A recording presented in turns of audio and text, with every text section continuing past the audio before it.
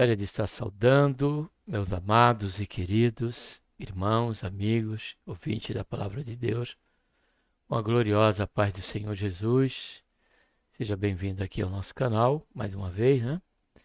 Nós estaremos aqui dentro do quadro Momento de Reflexão, considerando mais um tema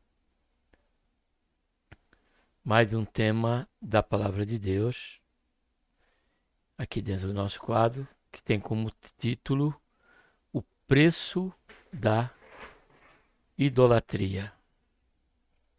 O preço da idolatria. Para tanto, vamos estar, em primeiro lugar, vamos estar aqui orando, tá bom? Pai, em nome do Senhor Jesus, nos colocamos, Senhor, na Tua santa, gloriosa presença. Pedimos, Senhor, perdão dos nossos pecados que temos cometido. Te agradecemos, Senhor, por esta tão grande salvação. Por nosso nome, Senhor, está escrito no livro da vida. Pela esperança, Senhor, que temos de que a qualquer momento o Senhor deve nos buscar. Queremos te agradecer, Senhor, por mais essa oportunidade. Estamos aqui, Senhor, diante desse quadro, momento de reflexão, a considerarmos mais um importante tema, Senhor, para a nossa reflexão. Que Senhor Pai venha salvar todos aqueles que estejam pela ignorância, Senhor, ou por conta da tradição, Senhor, dos seus pais, caminhando, Pai, nesse caminho tortuoso, nesse caminho, meu Deus, obscuro e de abominação para Ti, Senhor, que é a idolatria. Tem misericórdia, Senhor, de nós. Ajuda-nos a compreender, Senhor, tão quanto assim for necessário para nossas vidas, de tal maneira que nós venhamos, Senhor, a repulsar, ter repulsa com respeito a qualquer tipo, Senhor, ou margem que nos leve ao caminho da idolatria. Faz isso, Senhor, em nossas vidas. Liberta todos que estão sob essas correntes ou essas algemas. Faz isso, Senhor. Ó Pai, é que nós pedimos e já te agradecemos por tudo, em nome do Senhor Jesus. O texto que vamos estar lendo, ele se encontra aqui já, deixei aqui para vocês, em Jeremias, capítulo 10, Jeremias, capítulo 10, versículo 15, onde a palavra do Senhor, ela nos diz: são inúteis, são objetos de zombaria. Quando chegar o dia do julgamento delas, serão condenadas sumariamente e perecerão. Vou repetir novamente, que você atente, meu amado e querido ouvinte da palavra de Deus, você que, quem sabe, neste momento ainda se encontra sob essas algemas, sobre este engano, e que você possa piamente, sinceramente, de todo o coração, estando nessa condição, se arrepender dos seus pecados, se voltar para Deus, o único Senhor, e adorá-lo na beleza da sua santidade. E isso em espírito e em verdade. Tá bom? Vamos ler novamente.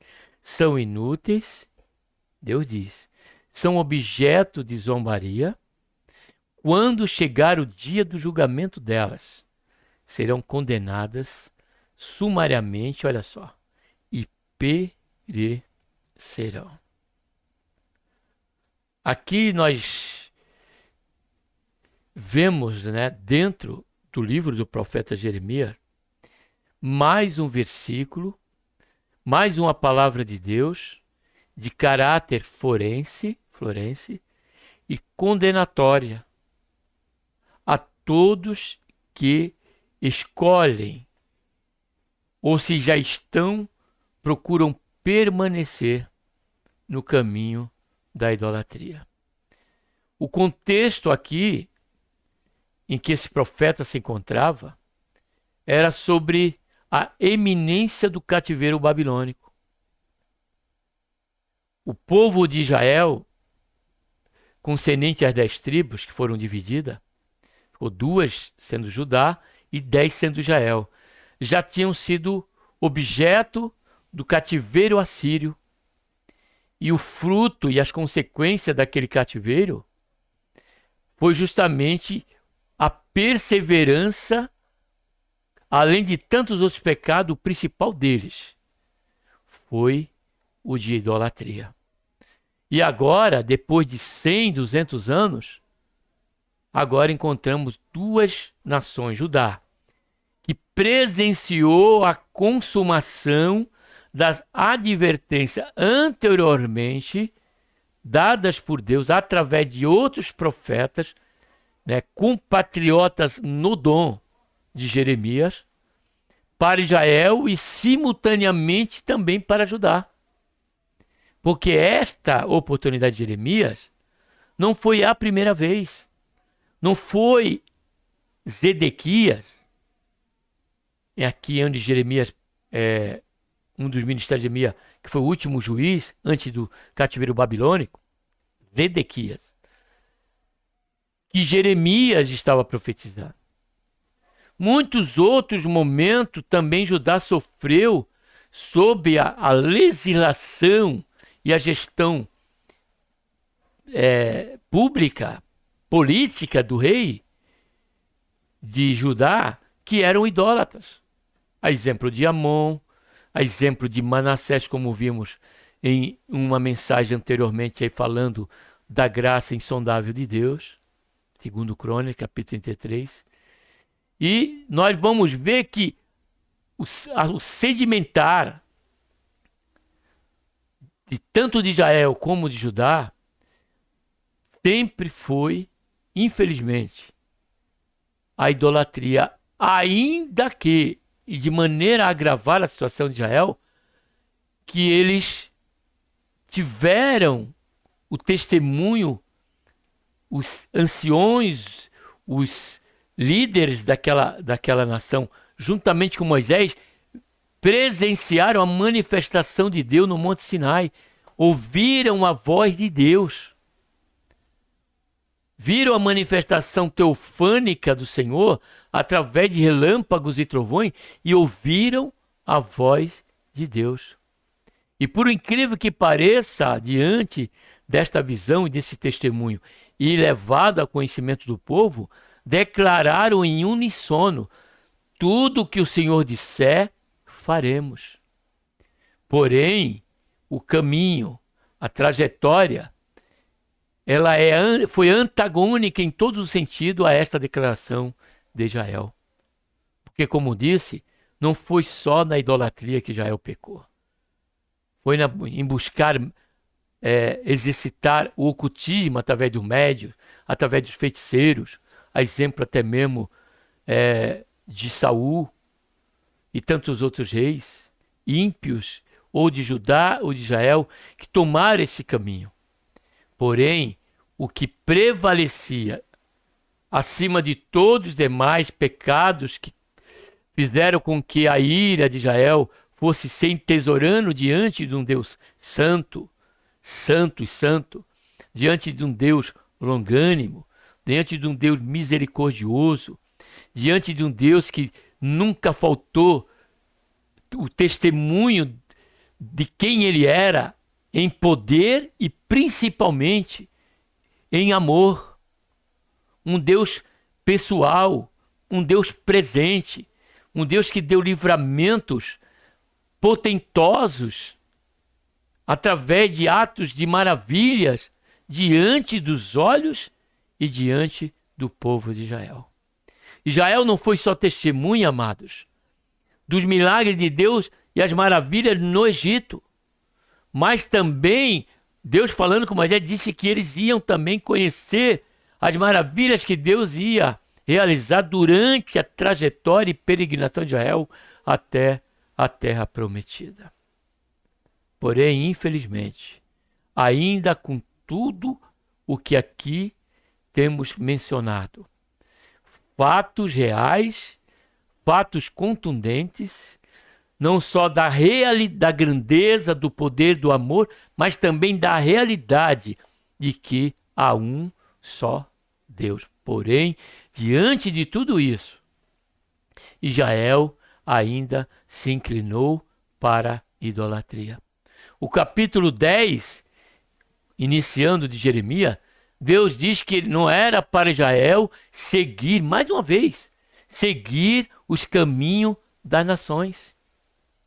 Porque as nações pela qual Deus fez uso de Israel como instrumento de juízo e destruiu aquelas nações para que Israel tomasse posse daquelas terras que manava leite e mel, uma terra abençoada pelo Senhor, o motivo era que eles eram idólatras. O próprio pai de Israel, a própria origem genealógica de Israel, através de Abraão e Sara, Deus tirou Abraão dentro de um contexto idólatra. Porém, ainda com tudo isso, amados, Israel, como também agora aqui no caso, especificamente de Judá, nesse texto e contexto, Deus, ele alerta mais uma vez. E no versículo 15 ele diz, falando dos ídolos, são inúteis, são objeto de zombaria. Quando chegar o dia do julgamento delas, serão condenadas sumariamente e perecerão. Então Deus, ele não ficou sem testemunho. E eu trago essa palavra para você refletir. Hoje que, infelizmente, aos olhos de muitos que abraçaram, né, este engano, e hoje é um dia que para muitos é considerado o dia da protetora do país, do Brasil. Quando a própria palavra de Deus diz o salmista, bem-aventurada a nação cujo Deus é o Senhor. Deus em momento algum delegou a quem quer que fosse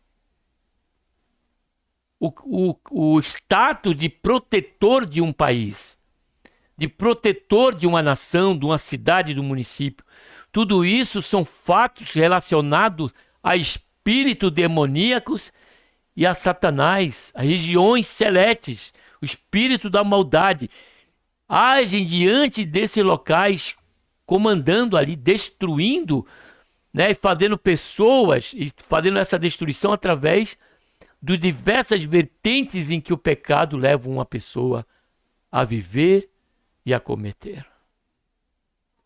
Porém, com respeito ao protetor, aquele que venha a nos garantir, né, a segurança, este é Deus, e eles têm essas pessoas das quais eu fiz parte, eu estou falando aqui com propriedade, com conhecimento e testemunho de vida. Eu fui coroinha de padre, porque ele nunca li uma Bíblia. Meu pai nunca me ensinou a ler uma palavra, a uma escritura. Mas porque ele também estava vendido à ignorância da cultura e da tradição dos seus pais. Mas a tradição, ela não salva. Os nossos pais, ele não salva. O que salva é o conhecimento da verdade, disse o Senhor Jesus. Conhecereis a verdade vos libertará.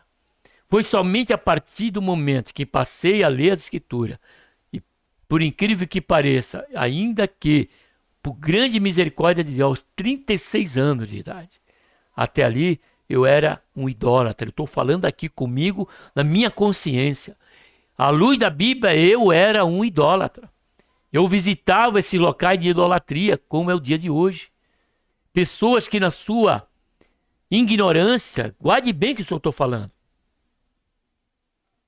na sua ignorância, na falta de conhecimento.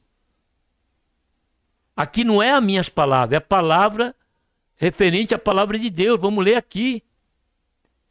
Paulo, ele falou isso para Israel, quando em Romanos capítulo 10, olha só como Paulo, ele inicia as suas palavras.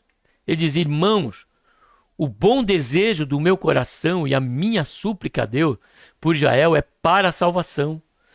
porque lhes dou testemunho que tem zelo por Deus, mas não com entendimento.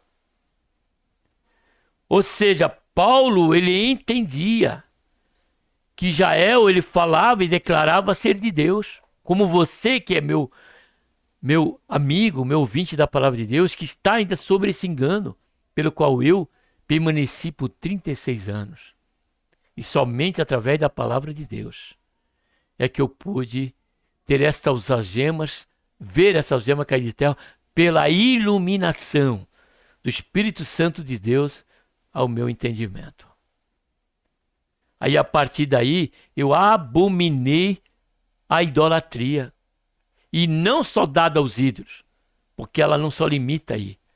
Mas aqui dentro dessa mensagem eu quero deixar para você refletir que isto é uma abominação para Deus.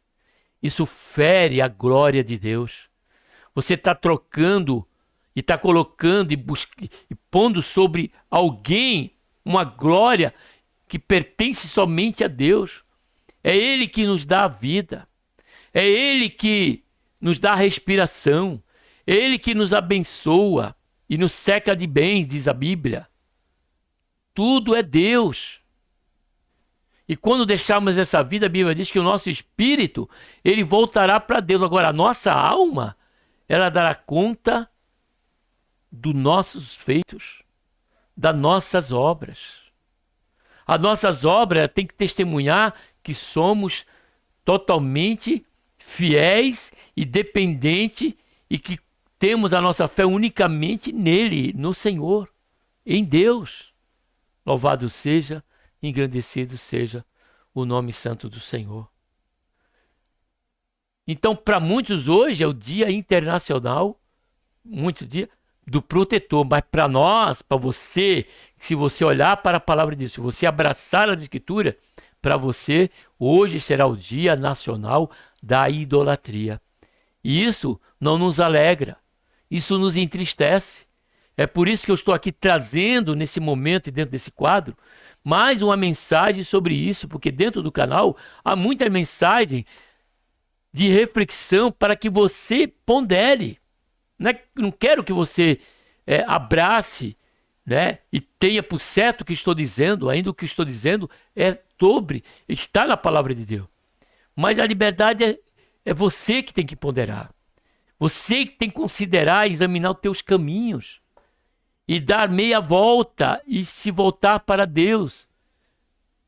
E adorar somente ao Senhor, orar somente a Deus, que é o único que tem o atributo da onipresença, é Ele, onisciência e onipotência, somente Deus.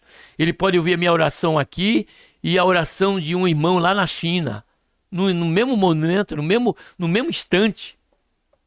E não só ouvir, mas atender, a responder, a nos dar a solução. Então é Ele que nos protege. Você lê o salmista, eu estou falando agora para você, especialmente, que é um católico como eu fui. Então, carinhosamente, eu estou me dirigindo a você agora, neste momento.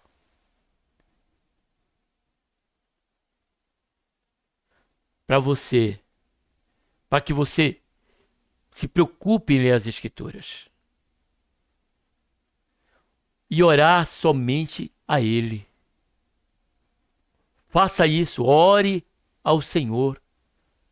E você, que eu queria dizer que é um católico ainda, como eu fui outrora, pela minha ignorância, como disse, você tem a Bíblia na sua mão. Você lê no Salmo 91, o que você lê no Salmo 91? Aquele que habita sob o esconderijo do Altíssimo, a sombra, olha só, do Onipotente, descansará. Que direi do meu Deus, Ele é meu Senhor. Aí começa a falar ali que é Ele que nos livra das setas ao meio-dia, do mal que vem ao anoitecer, e por aí vai ali, da peste perniciosa. Tudo isso está se referindo àqueles que habitam, tanto é que o salmista diz, aquele que habita no esconderijo do Altíssimo. Habitar no esconderijo do Altíssimo, essa palavra chama e trata de comunhão, de relacionamento único com Deus. E o próprio Senhor, ele diz: olhai para mim, diz Deus, e sereis salvos. Outra vez ele diz: clama a mim, e eu ouvirei e te mostrarei coisas grandes e firmes que ainda não sabe. É Deus, por intermédio das Escrituras, clamando para mim e para você, nos voltarmos para Ele e termos a Ele como o nosso único Deus e Senhor. E este caminho, Ele nos concedeu e está aberto, e foi aberto, pelo sacrifício vicário de seu Santo Filho Jesus Cristo, ali na cruz do Calvário. Ali, esse acesso Ele nos abriu para que agora, a partir da morte sacrificial do Senhor Jesus, nós possamos chegar e nos aproximar dele, do Senhor, de Deus, com confiança, com intrepidez, tendo a certeza de que Ele nos atenderá no momento oportuno. E o preço, aqui encerrando, da idolatria, ele é o que nós vimos aqui, ó. Ele é o julgamento e é a condenação e a certeza que infelizmente haveremos de perecer. Quando nós olhamos para a Escritura, indo para o último livro da Bíblia, capítulo 21, versículo 8, observe bem o que a palavra do Senhor nos diz. Mas quanto aos medrosos e aos incrédulos, aos abomináveis, e aos homicidas, e aos adúlteros, e aos feiticeiros. Agora, olha só o que ele diz aqui. E aos idólatras, e a todos mentirosos, sua parte será, olha onde que é, no lago ardente de fogo e enxofre, que é a segunda morte, que é o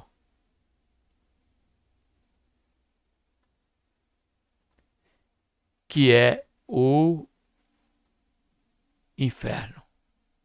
Infelizmente, se você permanecer sobre este engano, se você endurecer a sua cerviz, diante desta meditação e reflexão, tenha por certo que as consequências, elas são inevitáveis, ainda que consideramos aqui dentro do nosso canal o tão quanto é incomensurável e incalculável a graça de Deus para com nossas vidas. Porém, a questão de Israel ir para o cativeiro, a questão de Judá depois de Jeremias, seu último profeta, depois de tantos que Deus enviou, eles também foram cativos a Nabucodonosor. Isso reflete que há o limite e que há a consumação de tudo quanto o Senhor tem antecipado para nós, para mim e para você, em misericórdia, para que nós venhamos ter a oportunidade do arrependimento e que sejamos tirados, arrebatados deste fogo e deste destino cruel, eterno, que é o lago de fogo e de enxofre, que é o inferno, local de desprezo, e isso por toda a eternidade. E isso o Senhor não quer nem para mim, nem para você, porque Ele diz para mim e para você, porque Deus amou o mundo de tal maneira que deu seu Filho unigênito para que todo aquele que nele crê será salvo.